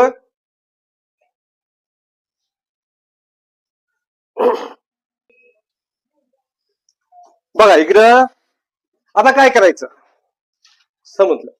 4/8 मध्ये 2/4 ची दुप्पट किती वेळा मिळवावी, म्हणजे बेरीज 12 येईल. आता एक लक्षात घ्या, 4/8 दिलेला आहे आणि त्याच्यामध्ये 2/4 ची दुप्पट म्हणजेच या ठिकाणी 2/4 ची दुप्पट 2/4 ची जर दुप्पट केली तर ती किती येते बघा, ती येते 4/8 येते, 4/8 येते. ठीक आहे, मग आता हे 12 कधी येणार आहे बघा, तर 12 हे कधी येणार आहे, ज्या वेळेला 8 ने एखाद्या संख्येला भागल्यानंतर त्या ठिकाणी 12 येणार, बरोबर. मग काय करायचं, तर 12 आणि 8 यांचा गुणाकार करून घ्यायचा कधीही. बघा काय करायचं, उत्तर काय दिलेलं आहे, 12 दिलेला आहे आणि या ठिकाणचा जो छेद आहे या छेदानं या बेरजेला गुणायचं आहे. मग 12 96 झालं. ठीक आहे, मग आता काय करायचं, तर 96 वरी येण्यासाठी 4 एकमेकात किती वेळेस मिळवावं लागेल हे काढावं लागणार आहे. किंवा मग हे जे 96 आलेला आहे, या 96 ला हा जो अंश दिसतो या अंशानं डायरेक्ट भागायचं, बरोबर. मग बघा 4 1 4 4 2 8 आणि 4 चौक 16 म्हणजे 24 वेळा येणार आहे. परंतु या ठिकाणी एक लक्षात घ्यायचंय मित्रांनो, काय लक्षात घ्यायचं, की या ठिकाणी 4/8 हे आपल्याला एकदा दिलेलं आहे, म्हणून याच्यातून 1 वजा करायचं म्हणजे 23 वेळा येणार. किती वेळा येणार आहे, 23 वेळा येणार आहे. आणि 23 कुठं आहे, तर पर्याय क्रमांक 3 या ठिकाणी आहे. समजलं का आता, काय केलं, याच्या छेदानं याच्या छेदानं जी बेरीज आली त्याला गुणलं आणि अंशानं त्याला भागलं. ठीक आहे, इज दॅट क्लिअर? चला पुढे बघा. 6/4, 6/8, 6/2, 6/7, 6/3 या अपूर्णांकाची उतरत्या क्रमाने मांडणी केली असता सर्वात मोठा व सर्वात लहान अपूर्णांकातील फरक किती? आता या ठिकाणी बघा, पहिला अपूर्णांक आहे 6/4, दुसरा अपूर्णांक दिलेला आहे 6/8, तिसरा अपूर्णांक आहे 6/2, चौथा अपूर्णांक आहे 6/7 आणि पाचवा अपूर्णांक आहे 6/3. ठीक आहे, आता याच्यामध्ये काय आहे तर सर्व अपूर्णांकाचा अंश जो आहे हा अंश मात्र सारखा आहे. आणि ज्या ज्या वेळेला अशा प्रकारे अंश सारखा असेल त्यावेळेला काय करायचं तर ज्याचा छेद हा सर्वात लहान तो अपूर्णांक सर्वात मोठा असतो, लक्षात ठेवायचं. मग या ठिकाणी सर्वात लहान छेद कशाचा आहे तर याचा आहे, म्हणून हा अपूर्णांक सर्वात मोठा असणार आहे. बघा आपल्याला काय विचारलेलं आहे तर उतरत्या क्रमाने मांडणी म्हणजे सर्वात मोठा अपूर्णांक त्याच्यापेक्षा लहान, मग सर्वात मोठा अपूर्णांक आपण या ठिकाणी लिहून घेतला. त्याच्यानंतर राहिलेल्या मध्ये 6/2 पेक्षा लहान अपूर्णांक कोणता आहे 6/3 आहे. त्यानंतर 6/4, 6/7 आणि 6/8. आता हा आपला उतरता क्रम झाला आणि उतरता क्रम झाल्यानंतर काय म्हणतं सर्वात मोठा व सर्वात लहान अपूर्णांकातील फरक. मग सर्वात मोठा अपूर्णांक कोणता आहे तर तो आहे 6/2 आणि सर्वात लहान अपूर्णांक कोणता आहे 6/8. यातला फरक म्हणलं की वजाबाकी करायचं. मग काय करायचं याचं तर इकडला जो छेद आहे दुसऱ्या अपूर्णांकातील छेद आणि पहिल्या अपूर्णांकातील अंश यांचा करायचा गुणाकार आणि पहिल्या अपूर्णांकाचा छेद आणि दुसऱ्या अपूर्णांकाचा अंश. मग 6×8 48 वजा 6×2 12. मग 48 मधून 12 गेले तर 8 मधून 2 गेले 6 राहिले आणि 4 मधून 1 गेला 3 राहिले, म्हणजे उत्तर आलेलं आहे 36. काय आलेलं आहे 36. आणि या ठिकाणी 8×2 16. याचा जो छेद आलेला आहे तो किती आलेला आहे 16. बरोबर 16. मग आता याला बघा, याला कितीने भाग जातो 4च्या. मग या ठिकाणी बघा याला जर आपण 4 न भागलं तर उत्तर काय येतं 4 चौक 16 आणि किती 4 9 36, 9 चौक 36, 9/4 हे याचं उत्तर येणार आहे. या ठिकाणी 9/4 हे उत्तर आहे, पण या ठिकाणी प्रिंट मिस्टेक झालेली आहे, इथं 9 पाहिजे होतं. समजलं का 9/4 तिथं येतं. चला पुढे पर्यायातील अयोग्य पर्याय निवडा. अयोग्य पर्याय. मग आता पर्याय बघा, या ठिकाणी 50 ची म्हणल्यानंतर गुणाकार येतं 2/5 बरोबर किती आलेला आहे 20 आलेला आहे. मग 5×1 5, 5×1 10, 10×2 20 हे पर्याय बरोबर आहे. त्यानंतर दुसरा पर्याय कोणता आहे तर 9/4 ची 40 पट बरोबर 90 येते का तर बघा 4×1 4×4 म्हणजे 10, 10×9 म्हणजेच 90 येते, म्हणजे हा सुद्धा पर्याय बरोबर आहे.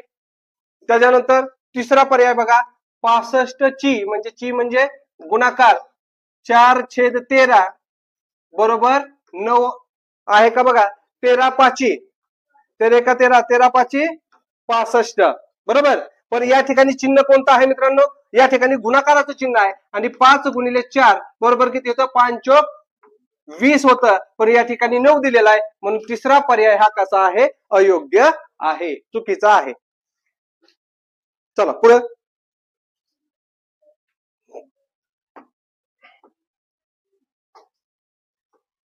बघा 9/3 4/3 5/3 6/3 आणि 2/3 अपूर्णांकाचा करता क्रम लावल्यास सर्वात लहान व सर्वात मोठ्या अपूर्णांकाच्या बेरजेतून मिळणाऱ्या अपूर्णांकाचा सममूल्य असलेला अपूर्णांक पर्यायातून निवडा.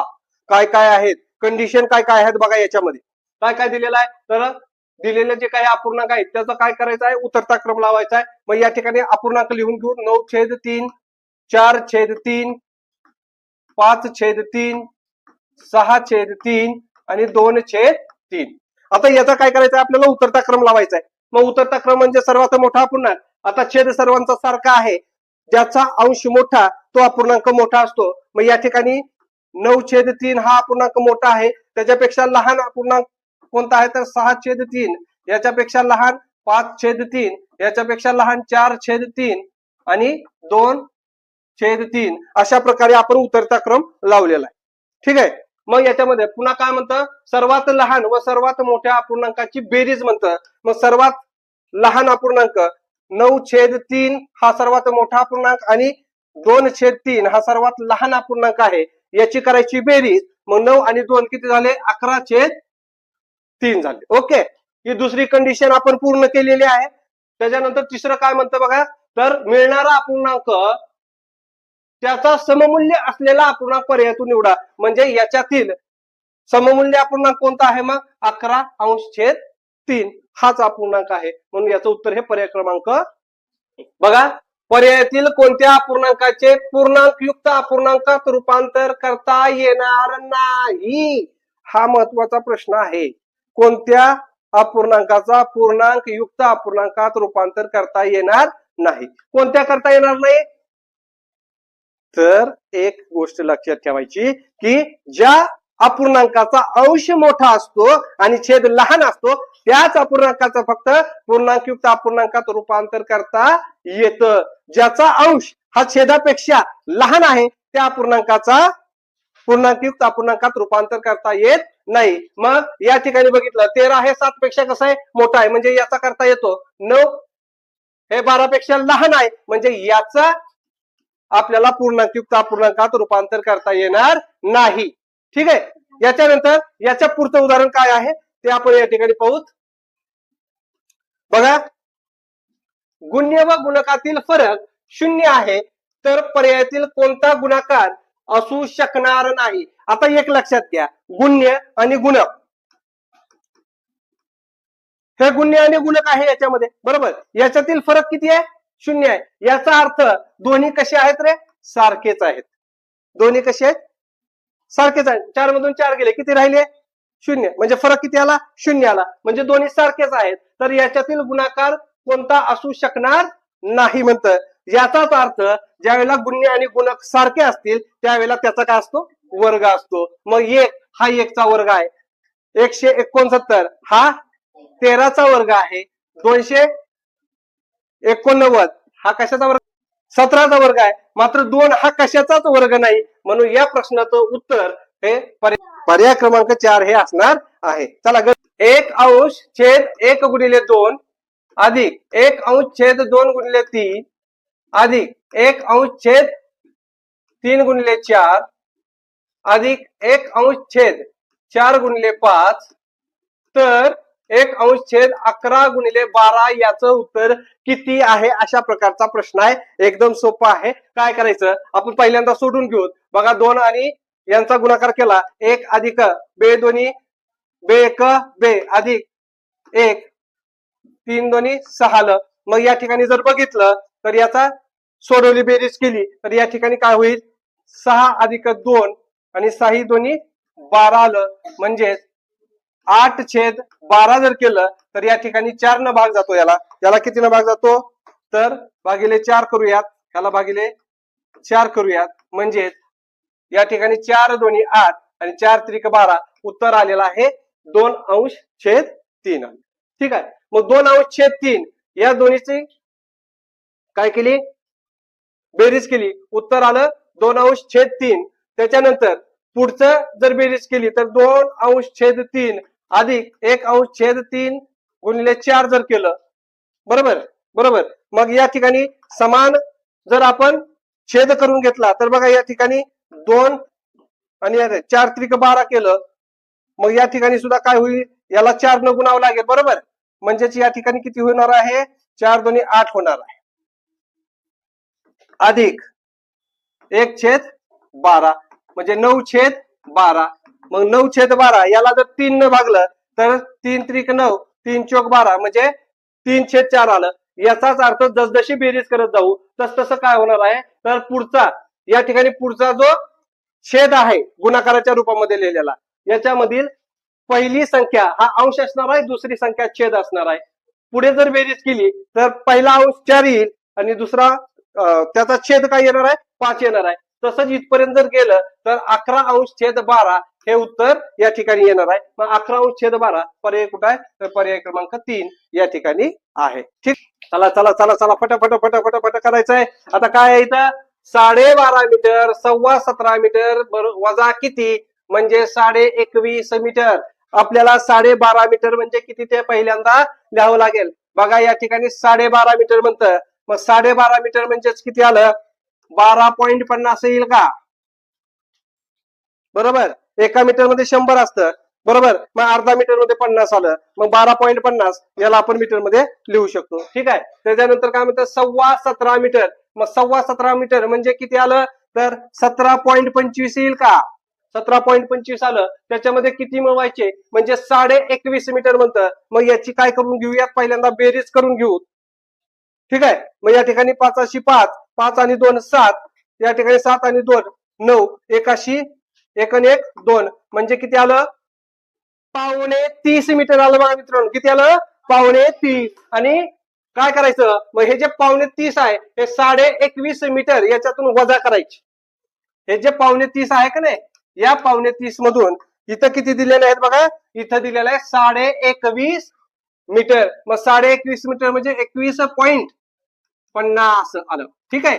हे वजा करायचे म्हणजे आपल्याला या ठिकाणी किती पाहिजेत हे आपल्याला समजणार आहे. मग या ठिकाणी 5 मधून 0 गेले, 5 राहिले. 7 मधून 5 गेले, 2 राहिले. 9 मधून 1 गेला, 8 राहिले. 2 मधून 2 गेले, 0 राहिले. म्हणजे 8.25 कितीच्या ठिकाणी काय येणार आहे? 8.25 मीटर येणार आहे. आणि 8.25 हा पर्याय क्रमांक तिसरा असणार आहे. बघा याच्या पुढचं उदाहरण कोणतं आहे ते आपण बघू. तर बघा घ्या, 4800 सेंटीमीटर लांबीची तार 7 ठिकाणी कापून समान लांबीचे तुकडे केले तर प्रत्येक तुकड्याची लांबी किती? आता या ठिकाणी बघा लांबी जी आहे ती आहे 4800 मीटर आहे. ठीक आहे, सेंटीमीटर आहे. आणि त्याला किती ठिकाणी कापायचंय? आता ही तार आहे आणि या तारेला कापायचंय. आपण या तारेला सुरुवातीलाच कधी कापणार आहे का? नाही. तर सुरुवातीचा भाग सोडून या ठिकाणी हा कापणार आहे. मग एक ठिकाणी कापल्यानंतर हिचे किती तुकडे झाले? 2 झाले. मग जेवढं आपण काप घेतो त्याच्यापेक्षा एक तुकडा हा जास्त होतो. बरोबर, मग या ठिकाणी 7 ठिकाणी कापलं तर तुकडे किती होतील? 8 तुकडे होतील. आणि आपल्याला काय विचारलेलं आहे? तर प्रत्येक तुकड्याची लांबी विचारली, म्हणून याला काय करायचं? 4800 सेंटीमीटरला 8 न भागायचं. ठीक आहे. 8 पंचे 40, 8 सर 48, हे 2 शून्य तसंच म्हणजे 600 सेंटीमीटर. 600 सेंटीमीटर. आता बघा आपल्याला 600 सेंटीमीटर हे उत्तर आलेलं आहे, परंतु आपल्याला जे उत्तर दिलेलं आहे ते कशात दिलेलं आहे? मीटर मध्ये दिलेलं आहे. मग 600 सेंटीमीटर याला जर मीटर मध्ये कन्वर्ट करायचं तर काय करावं लागेल? 100 न याला भागावं लागेल. मग हे 2 शून्य गेले, हे 2 शून्य गेले, म्हणजे 6 मीटर एवढं लांबीचा तुकडा होणार आहे. बरोबर, मग 6 मीटर लांबी कुठे आहे? तर पर्याय क्रमांक 2 या ठिकाणी आहे. बरोबर, त्याच्यानंतर याच्या पुढचं उदाहरण पाहू. रस्त्याच्या दोन्ही बाजूंना प्रत्येकी 100 झाडे लावली. प्रत्येक 2 झाडांमधील अंतर 10 मीटर आहे, तर त्या रस्त्याची लांबी किती? आता बघा या ठिकाणी हा एक रस्ता आहे आणि या रस्त्याच्या काय म्हणतोय? दोन्ही बाजूला प्रत्येकी 100 म्हणजे इकडे 100 झाडं आहेत आणि इकडे 100 झाड आहेत. बरोबर, आणि या 2 झाडांमध्ये इथं एक झाड आहे, इथं एक झाड आहे, असे 100 झाडं इकडे आहेत, 100 झाडं इकडे आहेत. आणि दोन्ही झाडाच्या मधील अंतर जे आहे हे आहे किती आहे? 10 मीटरचं अंतर आहे. किती आहे? 10 मीटरचं आहे. मग 100 झाड आहेत बघा, 100 झाड आहेत, परंतु रस्त्याच्या सुरुवातीला जे झाड आहे याच्या पुढे मात्र 10 मीटरचं अंतर आपण पकडत नाही. 100 मधून एक झाड वजा केलं, 100 मधून किती झाड वजा केलं? एक झाड वजा केलं, खाली उरले 99 झाडं. आणि या 99 झाडामध्ये कितीचं अंतर आहे? 10 मीटरचं अंतर आहे. मग 99 झाडामध्ये गुणिले 10 जर केलं तर 990 मीटर एवढ्या लांबीचा हा काय असणार आहे? रस्ता असणार आहे. आणि 990 मीटर पर्याय क्रमांक 3 आहे. समजलं का? चला पुढे. एका चौरसाकार मैदानाला प्रणय फेऱ्या मारतो. एक फेरी पूर्ण केल्यावर 240 मीटर अंतर होते, तर त्याने 2400 मीटर अंतर एकूण किती फेऱ्यामध्ये पूर्ण केले असावे? बघा काय, हे एक चौरसाकृती मैदान आहे ठीक आहे. आणि प्रणव काय करतो, या मैदानाला एक फेरी पूर्ण करतो. पूर्ण केल्यानंतर त्याचं अंतर किती होतं, 240 मीटर होतं बघा, 240 मीटर होतं. मग बघा 240 मीटर अंतर एका फेरीमध्ये होतं, एका फेरीमध्ये. तर 2400 हे अंतर किती फेऱ्यामध्ये होतं, काय करायचं, तिरकस गुणाकार करून टाकायचं. बरोबर, तिरकस गुणाकार. किंवा मग काय करायचं, एका फेरीतील अंतरानं एकूण अंतराला काय करायचं, भागायचं. ठीक आहे, ठीक आहे. 240 एका 240, 240 एका 240 राहिले 10, म्हणजे 10 फेऱ्यामध्ये त्याचं 2400 मीटर अंतर हे पूर्ण होणार आहे. आणि 10 फेऱ्या हा पर्याय क्रमांक 3 या ठिकाणी आहे. ठीक आहे. त्याच्यानंतर पुढचं काय आहे बघा, 500 डेसिग्रॅम बरोबर किती हेक्टोग्रॅम, 500 डेसिग्रॅम बरोबर किती हेक्टोग्रॅम. याच्यासाठी आपल्याला काय माहित पाहिजे, किलो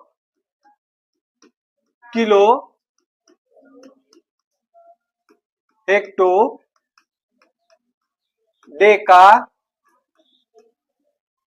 ग्रॅम मीटर किंवा लिटर, पुन्हा इथं डेसी, सेंटी आणि मिली, सेंटी मिली, या गोष्टी आपल्याला काय पाहिजेत, पाठ पाहिजेत. आपल्याला काय विचारलंय, 500 डेसिग्रॅम. मग 500 डेसिग्रॅम या ठिकाणी आहे आणि आपल्याला विचारलंय हेक्टोग्रॅम. मग हेक्टोग्रॅम म्हणजे काय करायचंय आपल्याला, तर डावीकडे जायचंय. जसं डावीकडे जातात तस तसं त्याला भागिले 10 होत जात.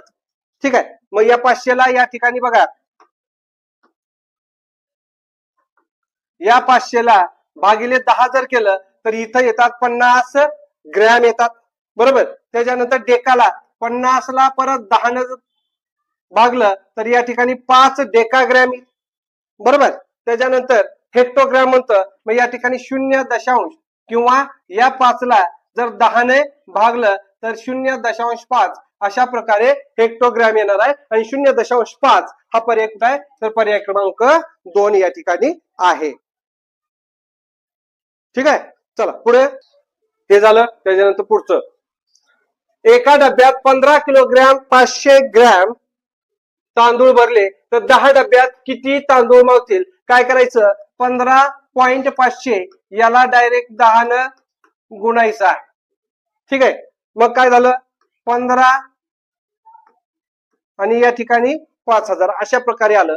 आता या ठिकाणी दशांश चिन्ह हे किती अंक सोडून आहे, 1 2 3. मग 1 2 3 अंक सोडून या ठिकाणी दशांश चिन्ह दिलं म्हणजेच या ठिकाणी तांदूळ किती मावेल, 155 किलोग्रॅम मावेल. मग 155 हा पर्याय कुठे आहे, तर पर्याय क्रमांक 2 या ठिकाणी आहे. याच्यानंतर याच्या पुढचं उदाहरण बघा, निलेशला मीटिंगला 12:30 वाजता पोहोचायचे होते.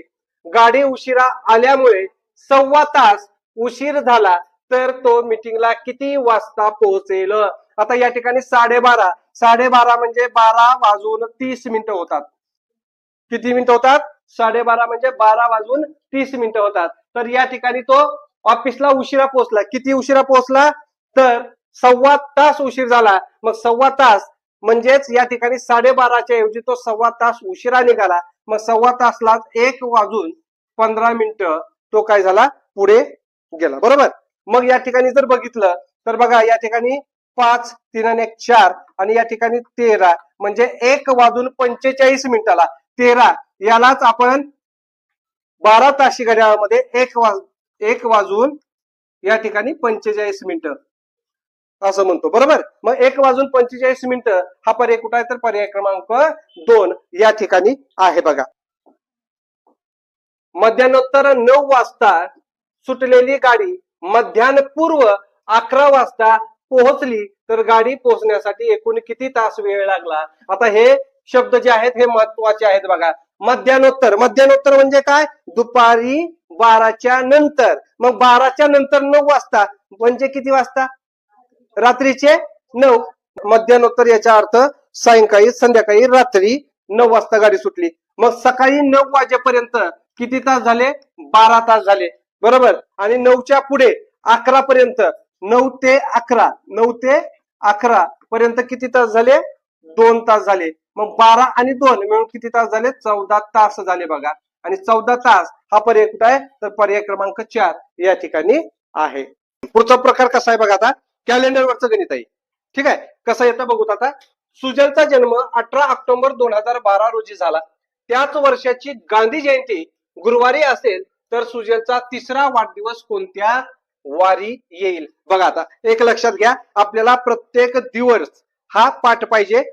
जोपर्यंत वर्षातील दिवस आपल्याला पाठ नसतील, उदाहरणार्थ गांधी जयंती कधी असते, डॉक्टर बाबासाहेब आंबेडकर जयंती कधी असते, महात्मा ज्योतिबा फुले जयंती कधी असते, पुण्यतिथ्या जयंत्या या कोणत्या तारखेला असतात आणि दिनविषय हे आपल्याला माहिती पाहिजे. कारण की या ठिकाणी बघा गांधी जयंती आलेला आहे. मग गांधी जयंती किती तारखेला असते हे आपल्याला माहित असणं गरजेचं आहे. ठीक आहे मग या ठिकाणी काय म्हणतात गांधी जयंती गुरुवारी आहे. पण गांधी जयंती कधी असते रे 2 ऑक्टोबरला गांधी जयंती असते बघा 2 ऑक्टोबर. मग 2 ऑक्टोबरला कोण वार आलेला आहे गुरुवार आलेला आहे. आणि सुजलचा जन्म कधी झालेला आहे 18 ऑक्टोबरला झालाय 18 ऑक्टोबर. मग 18 ऑक्टोबरचा वार आपल्याला काढावा लागेल बरोबर. मग 18 ऑक्टोबरचा वार काढण्यासाठी काय करावं लागेल या 7 मध्ये बघा 7 सॉरी या 2 मध्ये 2 मध्ये 7 मिळवलं म्हणजे पुढचा गुरुवार येणार आहे. त्याच्यानंतर 7 मिळवलं म्हणजे पुढचा गुरुवार येणार आहे. मग 2 7 आणि 7 14 15 आणि 16 तारखेला गुरुवार येतोय बघा. 16 तारखेला कोणता वार येतोय 16 तारखेला गुरुवार येतो. मग 17 तारखेला शुक्रवार आणि 18 तारखेला शनिवार येतो. म्हणजेच या ठिकाणी काय झालेला आहे तर 18 ऑक्टोबर म्हणजे सुजलचा जन्मदिवस हा कोण वार असणार आहे तो असणार आहे शनिवार. तो असणार आहे शनिवार. आणि त्याचा कितवा वाढदिवस म्हटलेला आहे तिसरा वाढदिवस म्हटलेला आहे. मग बघा 12ला जन्म झाला 2012ला जन्म झालेला आहे. त्याचा पहिला वाढदिवस होईल 2013ला, दुसरा वाढदिवस होईल 2014ला आणि तिसरा वाढदिवस जो आहे तो होणार आहे 2015ला. ठीक आहे आता बघा या ठिकाणी बऱ्याच जणांची आपली चूक काय होती मित्रांनो तर या ठिकाणी हे 2012 हे जे वर्ष आहे हे कसं आहे लीप वर्ष आहे. आणि लीप वर्ष असल्यामुळं आपण फक्त म्हणत 2 दिवस पुढे सरकतो. परंतु इथंच आपली चूक होते. कारण काय की या ठिकाणी महिना कोणता आहे ऑक्टोबर महिना आहे. लीप वर्षामध्ये जो दिवस वाढतो तो फेब्रुवारी मधील एक दिवस वाढल्यामुळे तो वाढतो. परंतु या ठिकाणी फेब्रुवारी हा महिना येत नसल्यामुळे तो एक दिवस फक्त पुढे जाणार आहे. 2012चं वर्ष एक दिवस पुढे जाणार आहे. मग या ठिकाणी जर शनिवार असेल तर 2013ला तो कोणता वार असणार आहे तो असणार आहे रविवार. रविवार असणार आहे. त्याच्यानंतर 13 हे वर्ष 2014 मध्ये एक दिवस पुढे सरकणार आहे. मग त्या ठिकाणी येणार आहे सोमवार.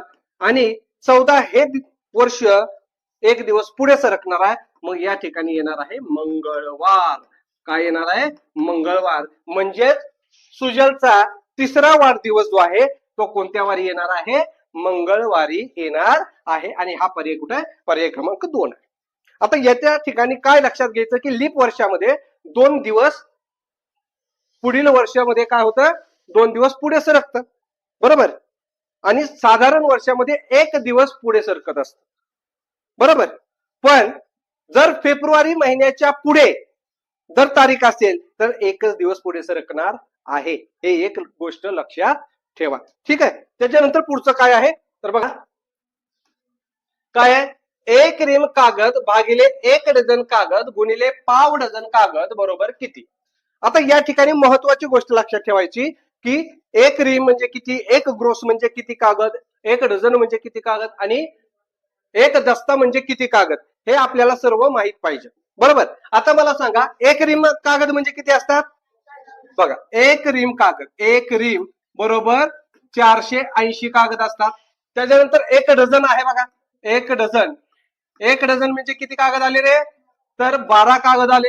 आणि पाव डझन बघा पाव डझन म्हणजे आपल्याला माहित आहे की पाव अर्धा पाऊण आणि 1 एका गोष्टीचे 4 भाग केले की 1 भाग जो होतो त्याला पाव म्हणायचं. मग 12ला 4 न भागा 4 न भागलं किती उत्तर आलं 3 आलं. म्हणजे पाव डझन कागद म्हणजेच किती कागद 3 कागद. पाव डझन म्हणजे 3 कागद आले बघा बरोबर. आता हे कागद काय करायचे या पदावलीमध्ये या उदाहरणामध्ये ठेवायचे आणि उदाहरण सोडवायचं. आता 1 रिम कागद म्हणजे 480 कागद भागिले 12 गुणिले पाव डझन म्हणजे किती 3. ठीक आहे, बरोबर. आता काय केलं बघा, तर 12 एक 12, 12 चौक 48, 40. मग या ठिकाणी 40 गुणिले 3 आलं, 40 गुणिले 3 आलं. मग 40 गुणिले 3 म्हणजे 4 त्रिक 12 आणि या ठिकाणी एक शून्य दिलं म्हणजे किती कागद आले मित्रांनो, 120 कागद या ठिकाणी आलेले आहेत. मग याच्या 120 कागद जर आपण बघितलं तर 120 कागद, आता एक डझन मध्ये 12 कागद असतात, मग 120 डझन, 120 कागद किती डझनामध्ये येतील, सरळ सरळ याला काय करायचं 12 न भागायचं, बरोबर. मग 12 एक 12, 12 एक 12 म्हणजे या ठिकाणी आले 10 डझन कागद. किती आले 10 डझन कागद आणि 10 डझन हा पर्याय क्रमांक 3 आहे, बरोबर समजलं. आता अशा प्रकारचे गणित सोडवत असताना आपल्याला महत्वाचं काय माहिती पाहिजे, रिम, ग्रोस, दस्ता आणि डझन या गोष्टी आपल्याला सर्व माहिती असणं गरजेचं आहे. ठीक आहे, चला पुढचं उदाहरण काय आहे बघा. हा, एका गोष्टीच्या पुस्तकाला एक ग्रोस एवढी पाने आहेत. बघा किती पाने आहेत रे, एक ग्रोस एवढी पानं आहेत.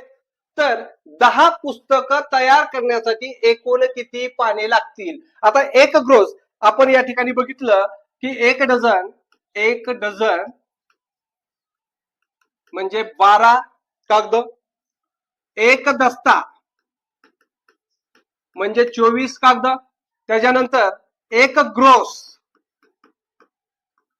144 कागद आणि एक रिम म्हणजे 480 कागद, बरोबर बरोबर. मग आता एका पुस्तकाला किती ग्रोस कागद आहेत, एक ग्रोस कागद म्हणजे 144 पानं आहेत. बघा एका पुस्तकाला किती पानं आहेत, 144 पानं आहेत. तर 10 पुस्तकं तयार करण्यासाठी, मग 10 पुस्तकं तयार करण्यासाठी काय करावं लागेल, गुणिले 10 करावं लागेल, बरोबर. मग या ठिकाणी जर बघितलं तर गुणाकार किती येतो, 1440 एवढा गुणाकार येणार आहे. म्हणजे त्या 10 पुस्तकाला 1440 पानं लागतील आणि 1440 हा पर्याय कुठं आहे, तर पर्याय क्रमांक 3 या ठिकाणी आहे. आता ही गोष्ट झाली की याच्यानंतर एक लक्षात घ्या, ह्या पायऱ्या आहेत बघा, या काय आहेत, या पायऱ्या आहेत.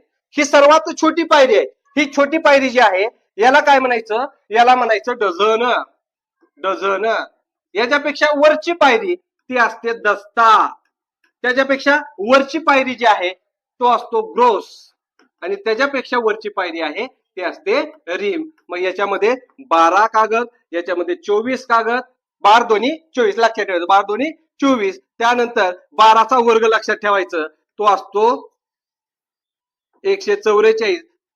डझनाचा वर्ग ग्रोस असतो बघा, डझनाचा वर्ग ग्रोस असतो, डझनाची दुप्पट दस्ता असते आणि त्यानंतर या ठिकाणी 480 कागदाची रिम.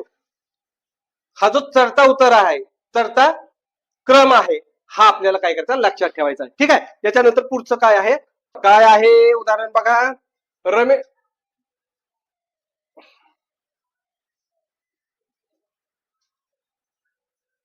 चला, रमेशकडे 20 रुपये, 50 रुपये व 100 रुपयाच्या समान नोटा आहेत.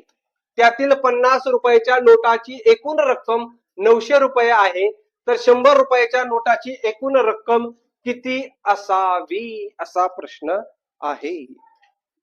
बघा काय म्हणतं, गणित व्यवस्थित वाचून समजून घ्या. सगळ्या नोटा कशा आहेत रे, समान आहेत, बरोबर. मग आता 20 रुपयाचे आहेत, 50 रुपये, 100 रुपयाचे आहेत आणि या ठिकाणी बघा काय दिलेलं आहे, त्यातील 50 रुपयाच्या नोटाची रक्कम 900 रुपये आहे, बरोबर. मग या 900 रुपयाला जर आपण 50 न भागलं तर आपल्याला एकूण नोटा निघतील का नाही, बरोबर का. मग हे शून्य गेलं, हे शून्य गेलं, 5 एक 5, 5 एक 5, उरले 4, 5 40, बरोबर बरोबर. म्हणजे प्रत्येक 50 रुपयाच्या किती नोटा आहेत रे, 18 नोटा आहेत, बरोबर. किती आहेत, 18 नोटा. मग काय म्हणतं, तर सगळ्या कशा आहेत, समान आहेत. म्हणजे 20 रुपयाच्या 18 नोटा असतील, 50 रुपयाच्या 18 नोटा असतील आणि 100 रुपयाच्या किती नोटा असतील, 18च नोटा असतील. मग या ठिकाणी बघा 100 रुपयाच्या नोटाची एकूण रक्कम किती म्हणतं. मग काय करायचं, तर 100 रुपयाला या 18 नोटा गुणायचं, 18 एक 18 आणि हे 2 शून्य म्हणजे किती झाले रे? 1800 रुपये झाले आणि 1800 रुपये हा पर्याय कुठे आहे? मग पर्याय क्रमांक 3 या ठिकाणी आहे. समजलं का हे?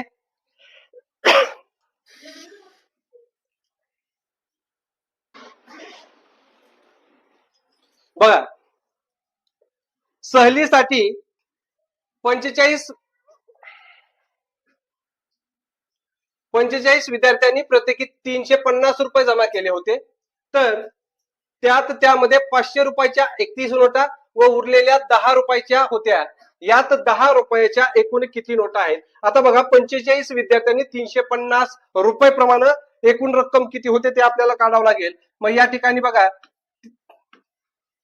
350 गुणिले 45 करून घ्या. मग या ठिकाणी बघा, 5 5 25 ला 5 आले, हातचे आलेले आहेत 2. त्यानंतर 5 5 5 3 15 16 आणि 1 17 या ठिकाणी शून्य आलं, हे शून्य दिलं. त्यानंतर या ठिकाणी शून्य आलं, 5 चोक 20 ला शून्य, हातचे आले 2 आणि 4 त्रिक 12 12 आणि 2 14 याची करायची बेरीज, हे शून्य 5 5 हे 7 हे 5 आणि 1 किती झालेलं आहे? तर या ठिकाणी बघा 15,750 एवढी रक्कम ही जमा झाली. बरोबर. आता याच्यात काय करायचं आहे? 500 रुपयाच्या 31 नोटा. मग 500 रुपयाच्या बघा, 500 रुपयाच्या 31 नोटा म्हणतं. मग 500 गुणिले 31 करायचं. मग बघा, 5 1 5 आणि 5 त्रिक 15 आणि हे 2 शून्य दिलं. मग हे जी रक्कम आहे ती एकूण रकमेतून वजा करावी लागेल. मग या ठिकाणी 15,500 हे वजा केले, खाली किती उरले बघा? शून्य. या ठिकाणी 5 7 मधून 5 गेले, 2 उरले, या ठिकाणी शून्य म्हणजे किती उरले?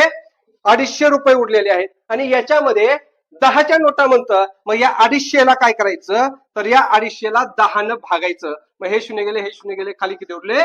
25 उरले. मग 25 नोटा या 10 रुपयाच्या राहतील. आणि हा पर्याय कुठे आहे? मग पर्याय क्रमांक 3 या ठिकाणी आहे. याच्यानंतर याच्या पुढचं उदाहरण काय आहे बघा.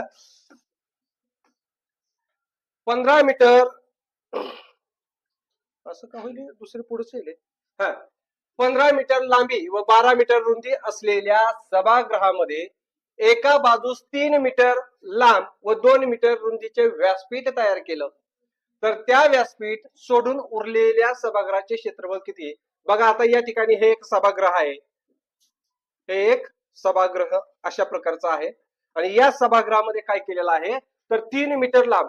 आता याची सभागृहाची रुंदी जी आहे ती किती आहे? 12 मीटर आहे आणि लांबी जी आहे ती आहे 15 मीटर. आणि एका बाजूला त्याला काय केलेलं आहे? तर 3 मीटर आणि 2 मीटर लांबीचं काय केलेलं आहे? या ठिकाणी एक व्यासपीठ तयार केलेलं आहे. मग या व्यासपीठाचं क्षेत्रफळ काय करावं लागेल? काढावं लागेल. आणि ह्याचं सोडून बाकीची ही जी आकृती आहे त्याचं क्षेत्रफळ किती आहे असा प्रश्न आहे. बरोबर. मग काय करायचं बघा, सगळ्यात अगोदर गोष्ट अशी आहे की या सभागृहाचं क्षेत्रफळ काढायचं. सभागृहाचे क्षेत्रफळ काढायचं. मग सभागृहाचं क्षेत्रफळ म्हणजे या ठिकाणी सभागृह कोणत्या आकाराचा आहे रे?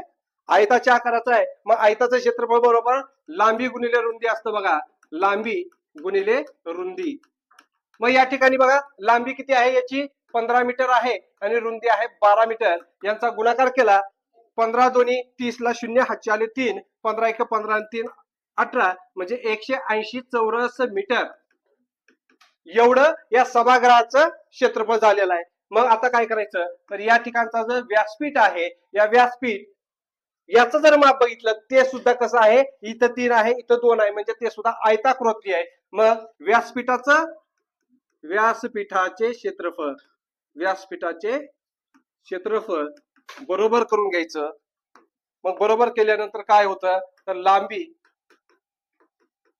गुणिले रुंदी केलं. मग लांबी किती आहे मित्रांनो? 3 आहे, रुंदी आहे 2, 3 दोन्ही 6 आलं. मग या 180 मधून 6 वजा करायचं, म्हणजेच या ठिकाणी येतं 174 चौरस मीटर.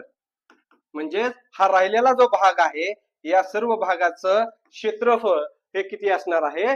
तर 174 चौरस मीटर एवढं असणार आहे. समजलं का उदाहरण? याच्या पुढचं उदाहरण बघा.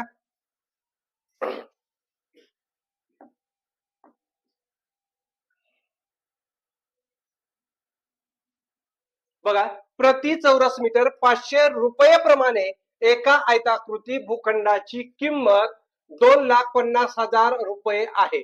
भूखंडाची लांबी 25 मीटर असल्यास रुंदी किती असेल? आता बघा, या ठिकाणी प्रति चौरस मीटर 500 रुपये प्रमाणे एका आयताच्या भूखंडाची किंमत म्हणतं. मग याची एकूण किंमत किती आहे बघा, 2,50,000 रुपये एवढी त्याची किंमत आहे. आणि एका चौरस मीटरला 500 रुपये याप्रमाणे ते खरेदी केलेलं आहे. बरोबर. मग आता याच्यावरून आपल्याला जर खरेदी किमतीला आपण प्रति चौरस मीटर ची रक्कम यानं जर आपण भागलं तर आपल्याला काय मिळणार आहे, तर त्या पूर्ण भूखंडाची काय मिळणार आहे, क्षेत्रफळ मिळणार आहे. बरोबर. मग हे 2 शून्य गेले, हे 2 शून्य गेले, 5 एक 5, 5 5 25 आणि हे 2 शून्य म्हणजे या ठिकाणी आलं 500. काय आलं? 500. आता हे 500 काय आहे, तर हे आहे बघा या भूखंडाचे क्षेत्रफळ. मग आपल्याला भूखंडाचे क्षेत्रफळ मिळालेलं आहे. भूखंडाचे क्षेत्रफळ बरोबर आहे 500. आणि काय दिलेलं आहे याच्यामध्ये, लांबी दिलेला आहे. मग भूखंडाची लांबी बरोबर 25 मीटर दिलेली आहे. मग काय करायचं, तर या आपल्याला माहित आहे भूखंड, आता याच्यामध्ये काय करायचं, तर भूखंडाची लांबी काढायची, रुंदी काढायची आहे. मग सरळ सरळ भूखंडाचे क्षेत्रफळ बरोबर लांबी गुणिले रुंदी करून घ्यायची. लांबी गुणिले रुंदी. बरोबर. आयताकृती भूखंड आहे म्हणून लांबी गुणिले रुंदी. लांबी किती आहे, 25. रुंदी माहित आहे का, नाही, म्हणून x घेतलं आणि भूखंडाचे क्षेत्रफळ आहे 500. मग या ठिकाणचं 25 इकडे आलं, काय होणार आहे, तर भागिले 25 मध्ये जाणार आहे आणि x म्हणजे रुंदी मिळणार आहे. 25 एक 25, 25 दोन्ही 50 म्हणजेच x बरोबर ते आलेलं आहे 20 चौरस मीटर किंवा 20 मीटर. किती आलं, 20 मीटर. मग 20 मीटर हा जो पर्याय आहे हा कुठं आहे, पर्याय क्रमांक 2 या ठिकाणी आहे. ठीक आहे. याच्यानंतर याच्या पुढचं उदाहरण आलं बघा, परत लिहिलं. हा, 100चा 50% हा 500च्या 50%च्या किती टक्के आहे? काय करायचं, 100चा 50%, 50 भागिले 100 बरोबर. हा 500च्या 50% म्हणजे बघा, आता हे काढून घेऊ, हे गेलं म्हणजे इथं किती आलं, 50% आलं.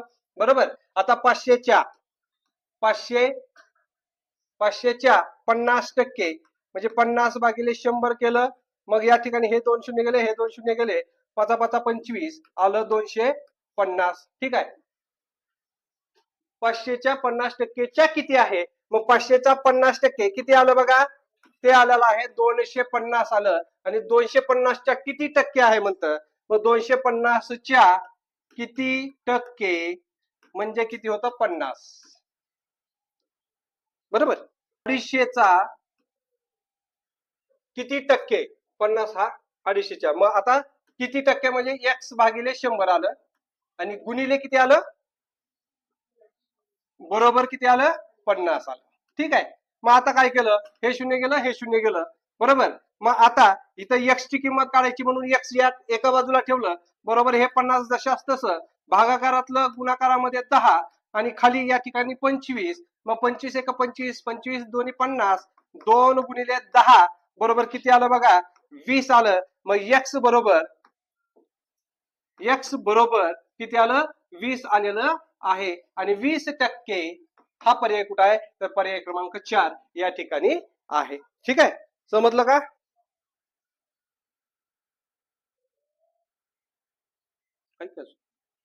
पुढं